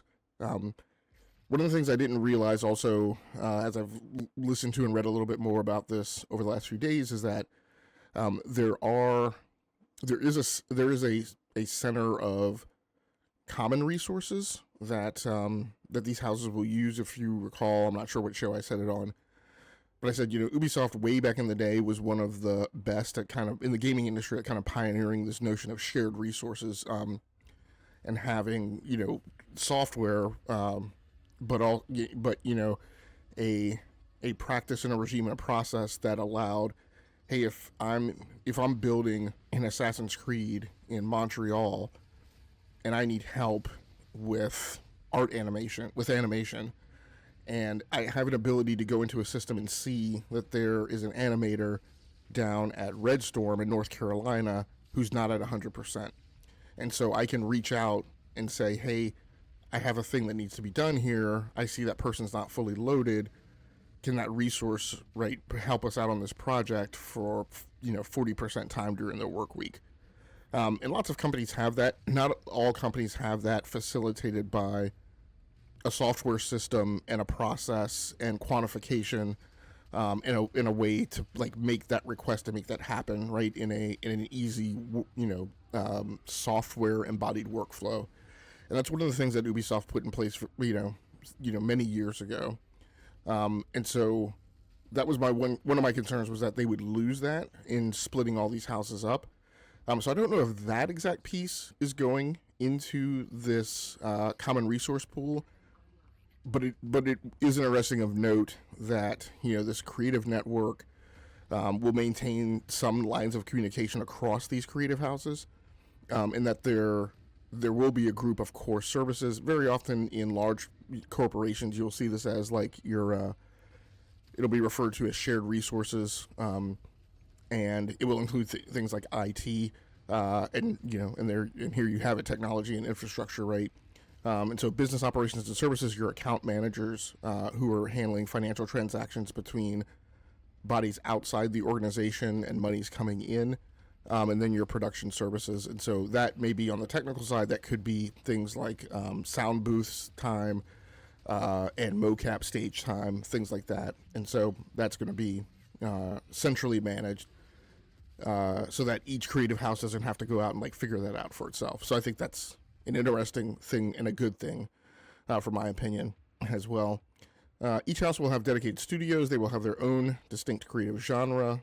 They will have dedicated expert leadership accountable for its results, and able to attract top talent with incentives aligned with long-term value creation. So all these are things that I personally like to hear. It sounds like there's going to be a governance system in place. It sounds like, you're going to get a budget. You're going to be told to run your business, and you're periodically going to have to show up in front of some type of board or council and report the status of your programs, and be subject to being held accountable, for what's going on in your business unit and its performance. And I think that is good, because I think that's a thing that you see in low-performing organizations that is not happening.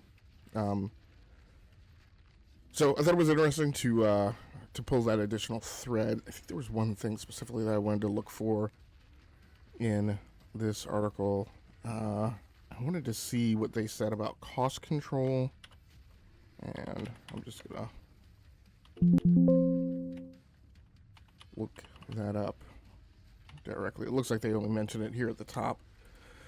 So I kind of wanted to see what their commentary was on controlling overhead, maintaining cost overruns and things like that. I think most of the things that she said before kind of covered down on that.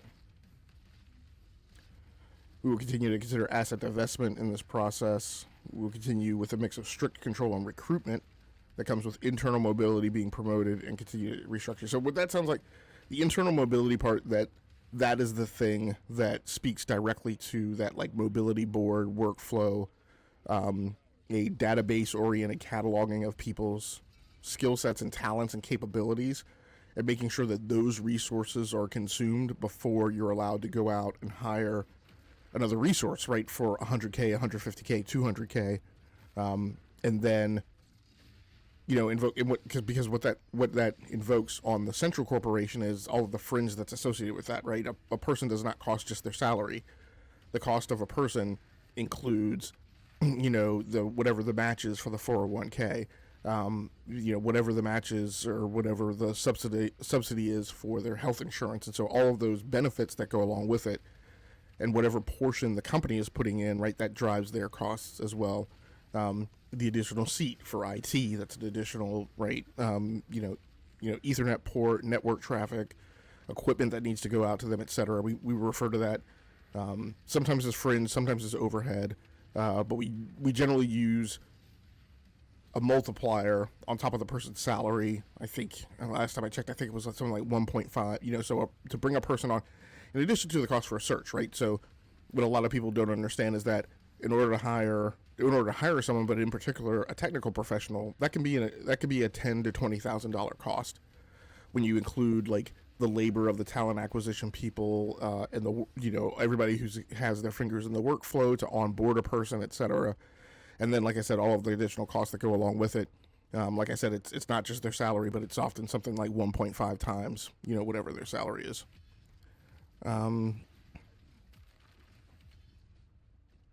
So I think that's the major stuff on that topic.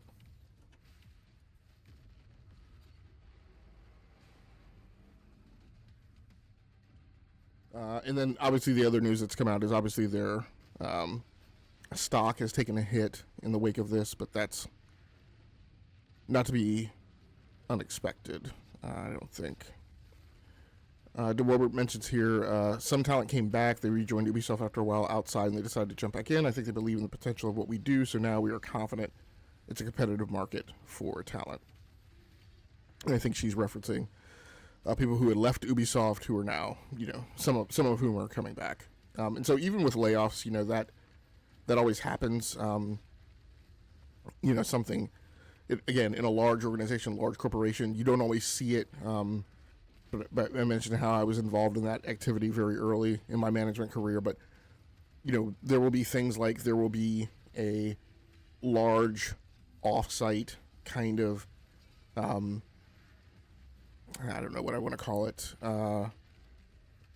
exit center, we'll call it that. But there'll be space rented out or whatever, or maybe the corporate space that they own that will be kind of away from the main work environment for the employees who are not laid off. And, the people will be walked out. They'll be told to go over to this thing to facilitate their exit.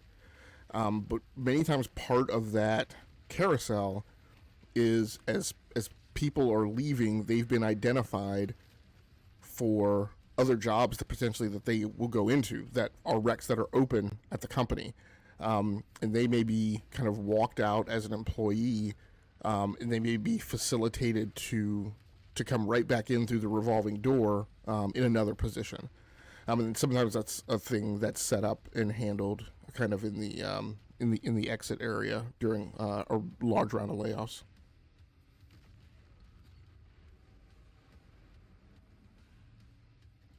Okay, let's go on to this next story. This story over on Games Radar by Dustin Bailey. Sometimes we are inconsistent. Fable hits PS5 day one, so Microsoft can get the RPG to as many players as we can, but Xbox Game Studio Head wants to maintain optionality for multi-platform launches. We just want to do the best job by each platform by each game.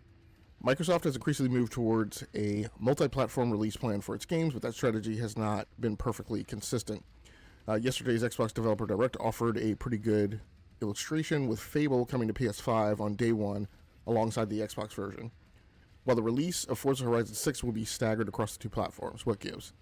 I take a pretty simple view on this. Xbox Game Studios head Craig Duncan says in an exclusive interview with Games Radar, "We want our games to reach the most players that we can." Duncan was previously studio head at Rare and oversaw Sea of Thieves as it moved to Steam and then PS5. And with each successive port, he says, we saw the community around the game grow.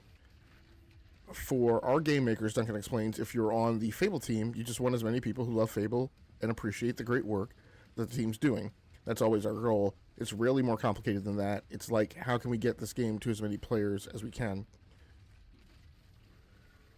Okay, so I don't think I'm going to go through all of this in its entirety. So I've seen, if you go down below this, I don't know, maybe there's comments. I haven't looked at this specific article. Yeah, there's some comments on here. But I've seen commentary on this in other places, and a lot of people are putting a lot of, I'll call it calculus around this, right? They're trying to make sure that the retail tail on Forza Horizon 5 on PlayStation has enough burn time before they put Forza Horizon 6 on there. Lots of different reasons that people have offered for, why Xbox is doing this. While I agree with Duncan that I don't think it's that complicated, I also don't think it's for the reasons that he says. At least not directly. I personally think what's going on here is Xbox went to Playground and said, hey, we would like you to put out Fable and Forza Horizon 6, and we would like you to put it on as many platforms. We would like you to put it everywhere at launch. And I think Playground came back and said, look, which one of these things do you want to be your priority? Because we're not going to be able to do them all at one time. Yes, I know they're separate teams, but just like we just look back at Ubisoft, right? When you're a single studio and you're multiple teams, there are common resources, and there are probably resources being reused. There are probably resources that are doing some percentage of their time on Fable and some percentage of their time on Forza Horizon 6. But in addition to that, there might be resources that are centralized, such as test. No one, I guarantee you, no one who is head of a development organization wants to hire a full test team for one application and another full test team for another application. Because the priority, I have to tell you, in the software development space is not hiring testers.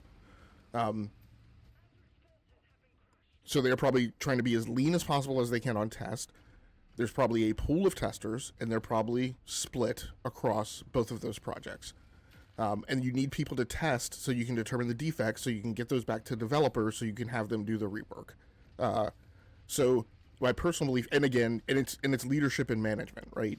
Yes, you probably have a creative director and a producer for Forza Horizon 6, and a separate creative director and producer for Fable, but you have common oversight, right? You have a head of the studio who is responsible for that business unit, and probably wants to have time to put eyes on both, and doesn't want him or herself and the rest of their management staff, right, stretched too far, which is one of the things that I said with Bungie, right? Bungie never expected that its success would exceed what their own management capability was, and that's exactly what happened, right? They just grew and grew and grew, and the thing became bigger to the point where it exceeded what any of their past experience were for the people who were in charge.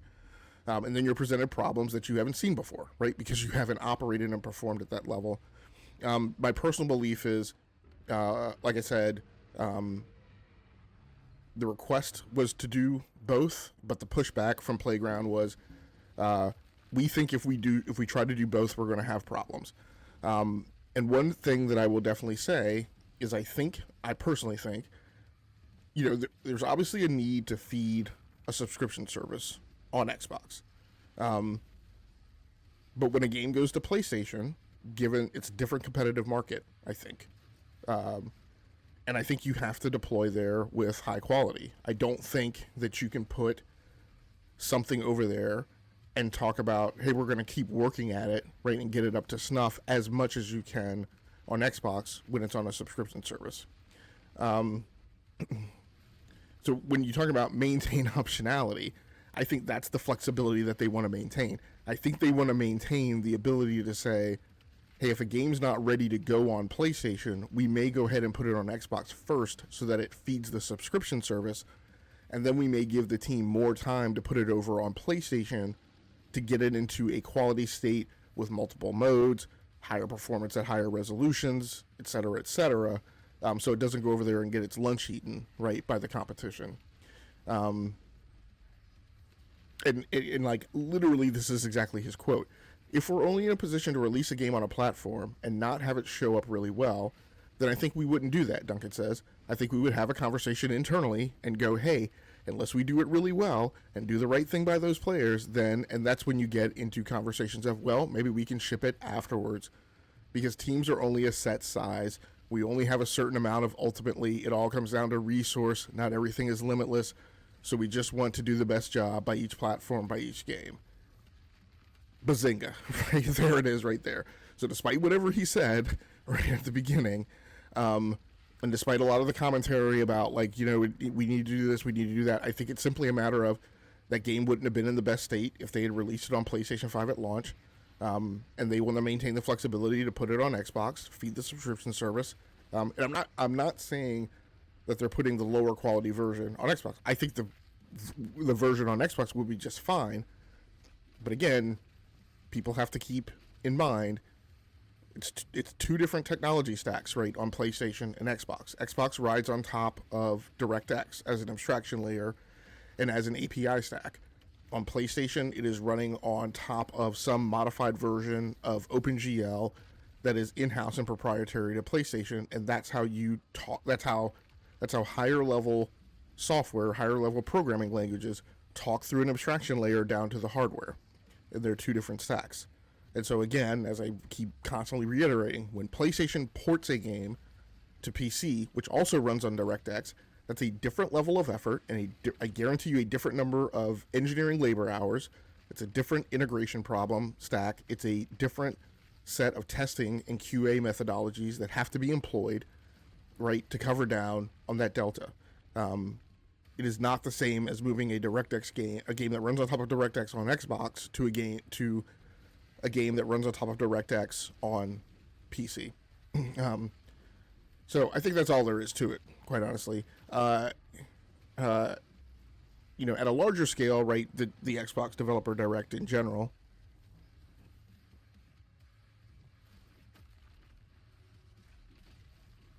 I was pretty happy, actually, with the Direct. I'm not super excited about the games, but that's because of the way I approach these showcases, where I don't go gaga and do cartwheels and rah-rah and pom-pom a game because of a trailer. That's just not me. Too many games do great trailers and then come out and are not, right, what you thought they were going to be.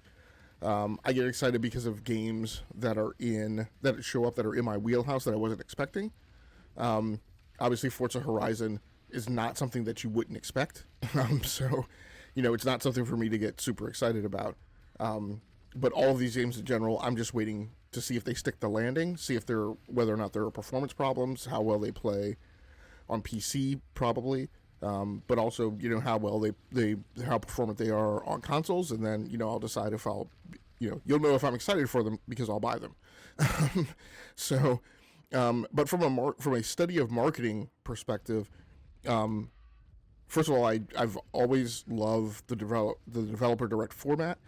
It is, to me, what I call the Ubisoft format, because it is present your game as a trailer, then bring out the creative director and however many of their staff they want, and tell you the story of what it is they're building. Convey to you, from the developer's perspective, what it is they're trying to accomplish, what it is that's important to them, what do they think they're bringing to the table for gamers, right? And why should gamers be excited about it from a development perspective? and not gamers should be excited about this because of the business model we're presenting it in. Gamers, not gamers should be excited about this because it's in Game Pass. Gamers should be excited. So what I really love about this developer direct, and they've done this, I think twice, 2 years in a row. The GLT is not part of it. Phil Spencer doesn't show up. Sarah Bond doesn't show up. Matt Booty doesn't show up. I think that is hugely important for a company that is of the like of Xbox, who is noted amongst gamers as being a company whose executives are constantly talking, constantly running their mouth. I love the fact that they put up, these games are in Game Pass, these games are play anywhere. They put that up at the beginning of the show, and they didn't mention it again, as far as I remember, as far as I recall. They didn't run it before every single trailer like they normally do. They did not have, and this is so great, they did not have the developers being puppets mentioning that in each of their segments. And what that tells me is that there's actually, I think, there actually seems to be a sea change in how Xbox is voice tracking the games to gamers. Normally for an Xbox, showcase type of event, and I'm not saying the summer won't be like this, but it's like every single game, this game's on Game Pass, this game is play anywhere. Phil Spencer showing up telling you, you can procure the game anyway, I'll let you buy it, blah, blah. It's all this business model stuff. It's all this corporate stuff, right? It's all this, market stuff. It's all this, this is how Xbox sees the market, and therefore we think this is how everybody should see the market. That's politics. The more it's kept out of games, especially something that you're going to label as a developer direct, I think that is great. I really give Xbox an A+, 5 stars for how it voice tracked the games, how it's handling the developer direct. I love the fact that when I walk away from this developer direct format, I come away feeling like, okay, I saw what was happening at id, right? I saw what was happening at Playground. I have a feeling for what that team is going through and what they're putting into the game, for what their priorities are. Same thing when they, Compulsion Games showed South of Midnight last year. So I hope that continues. I would love to see the Xbox Summer Showcase be the same thing in the same way. Unfortunately, I don't think we're going to get it, but it would be great if we did. And I think each of these games showed well. Like I said, I'm not super excited just because that's my approach to gaming. That's not a knock on Xbox. But I didn't see, for Fable and Forza Horizon 6, I didn't see any like red flags or something that would tell me, I would want to stay away from the game. Beast of, I can't even remember what the name of the game is, to me didn't look like it was super performant, and I know, I've seen comments from other, gamers saying, but that's something they can work on, blah, blah, blah, blah. I'm like, the game comes out this summer, so maybe, but again, I don't know that until the game shows up and delivers and some other people play it and some other people say, whether or not it's got stuttering or frame rate issues or whatever. And it's I can't remember, I'm not recalling the name of the studio now, but it's the Pokemon people, and yes, they have done other games before. Yes, they've done other games well before, but it's not their norm. So again, it's not something that I'm like plunking down money to pre-order, and running around cheerleading and pom-pomming that it's going to be game of the year. It's a wait and see, which is the case with 87% of any game that I see, even the games that I'm excited about, even the games that I'm excited about because they're in my wheelhouse, or because I love the premise, or I love the subject matter of them. Again, I don't, in this day and age, you don't know how they're going to show up. You don't know if they're going to show up running with a choppy frame rate and have technical issues. And so, any excitement that I have for any game that's going to launch is always going to be a little restrained. All right, let's go on to the last story.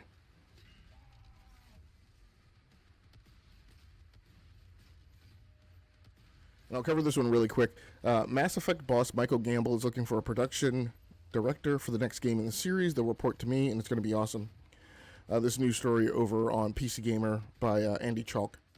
I'm not entirely confident that Mass Effect 5 will ever see the light of day. Between the Andromeda debacle, the dismantling of BioWare after Dragon Age of the Veilguard missed whatever expectations EA had for it, and the upcoming acquisition of EA by Saudi Arabia, the environment just doesn't seem entirely conducive to another big sexy space adventure. And it's that last one that would cause me the most concern out of this dynamic, is that you don't know what the new green lining regime is going to look like in terms of go to market for games, what games are going to get approved, what games are not under that new regime. So it'll be interesting to see.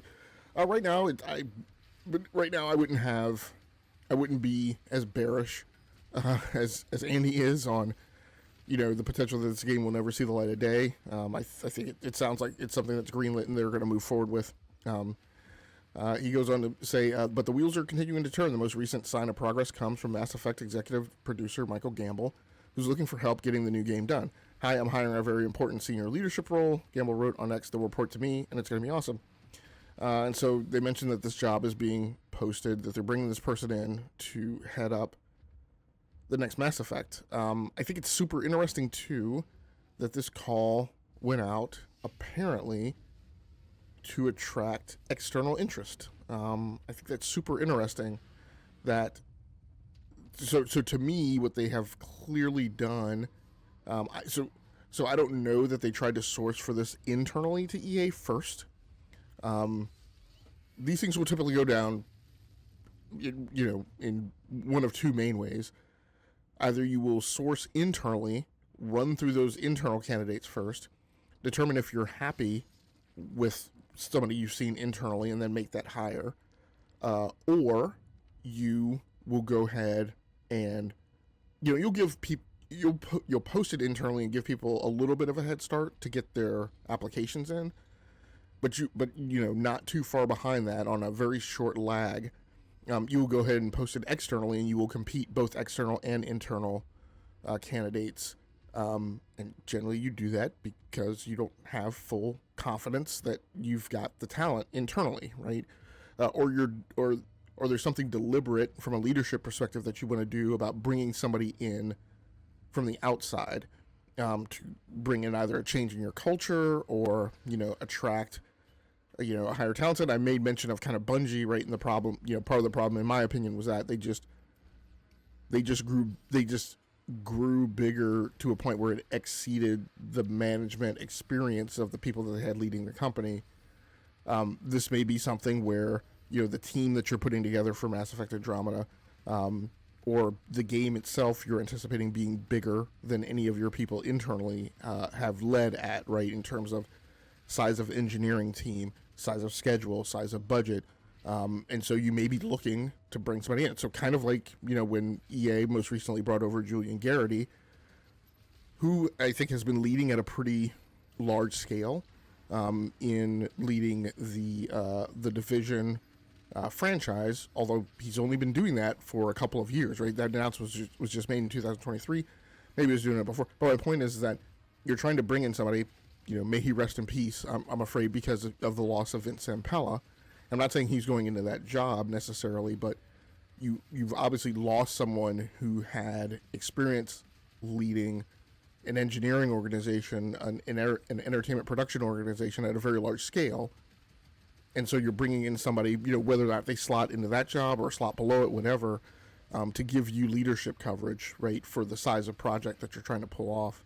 And so that may be what's going on here. You may not have the talent on board who's led a 500-person, 600-person, 800-person development team. I don't know how big Mass Effect staff is going to be.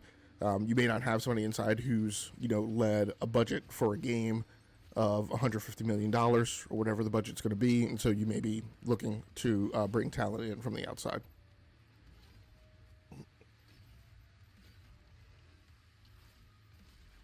But hopefully what this does for people is, I know that there are people who are excited about the Mass Effect trilogy, love the Mass Effect franchise, even some people who, appreciated Mass Effect Andromeda. It may not have been their favorite, but,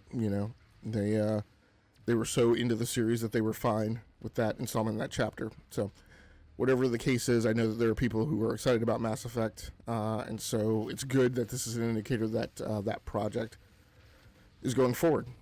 So again, I apologize that I've got something in my throat. It's a little hard for me to not get clogged up here. But thanks a lot for anybody who happened to swing by and listen to this installment of Gaming Outside the Algorithm. This has been episode number 5. I'm posting this on Saturday, the 24th of January. So hopefully, if you've got power and internet by the time this posts, you'll be able to take a look at it. Please feel free to like the video and subscribe to the channel so you can just receive a notification whenever I post new content.